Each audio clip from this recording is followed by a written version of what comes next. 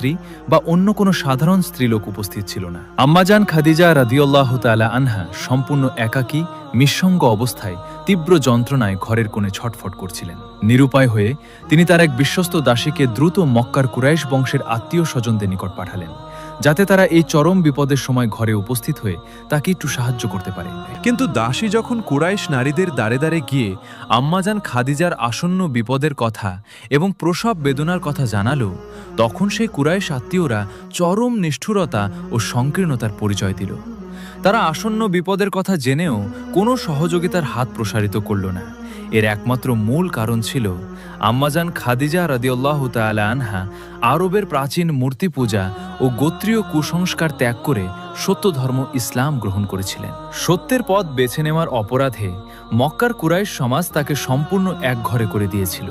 এমনকি একজন আসন্ন প্রসবাতুর নারীর তীব্র যন্ত্রণার সময়েও তাদের মনে বিন্দুমাত্র দয়া বা মানবতার উদয় হল না। কুরাইশ নারীরা অত্যন্ত কটু, অহংকারী ও অপমানজনক ভাষায় আম্মাজান খাদিজা রাদিয়াল্লাহু তাআলা আনহার প্রেরিত দাসীকে বলে দিল, ফিরে যাও খাদিজার কাছে, তাকে গিয়ে পরিষ্কার বলো, আরব জাহানের কত শত শত ধনাঢ্যবান, প্রভাবশালী, সুশিক্ষিত ও রূপবান যুবক তাকে বিবাহের জন্য আশাবাদী ছিল, কত প্রস্তাব নিয়ে তার দ্বারে ঘুরত, কিন্তু খাদিজা আমাদের বংশের সকল যুবকদের সম্মানজনক প্রস্তাবকে প্রত্যাখ্যান করে শেষ পর্যন্ত একজন অশিক্ষিত, নিঃস্ব, দরিদ্র, অনাথ যুবক মুহাম্মদকে স্বামী হিসেবে গ্রহণ করেছে।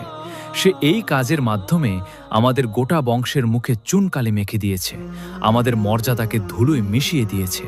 তার উপর সেই অশিক্ষিত যুবক আবার এক নতুন ধর্ম প্রচার করে পুনরায় আমাদের দেব দেবীকে অপমানিত করেছে। এমতাবস্থায় তার সাথে আমাদের কোনো সম্পর্ক রাখা সম্ভব নয়। আমরা কেউ তার এই বিপদে সাহায্য করতে যেতে পারি না। দাসী অত্যন্ত ভারাক্রান্ত ও মলিন মন নিয়ে কুরাইশদের এই নিষ্ঠুর ও অহংকারী প্রত্যাখ্যানের বাণী নিয়ে আম্মাজান খাদিজা রাদিয়াল্লাহু আনহার কাছে ফিরে এলো। সে কাঁদতে কাঁদতে অত্যন্ত করুণভাবে সমস্ত ঘটনা খুলে বলল। মক্কার মানুষের এই চরম নির্মমতা ও নিষ্ঠুর আচরণ দেখে আম্মাজান খাদিজা রাদিয়াল্লাহু আনহা মনে মনে অত্যন্ত আঘাত পেলেন। তবে তিনি ভেঙে পড়লেন না, আল্লাহর ওপর ভরসা হারালেন না। তিনি মনে মনে ভাবলেন, এই কঠিন বিপদের সময় মক্কার কেউ যদি পাশে নাও থাকে, একমাত্র মহান আল্লাহ তাআলাই আমাকে সাহায্য করতে পারেন। তিনি ছাড়া আর কোনো সত্যিকার সাহায্যকারী এই বিশ্বজগতে নেই।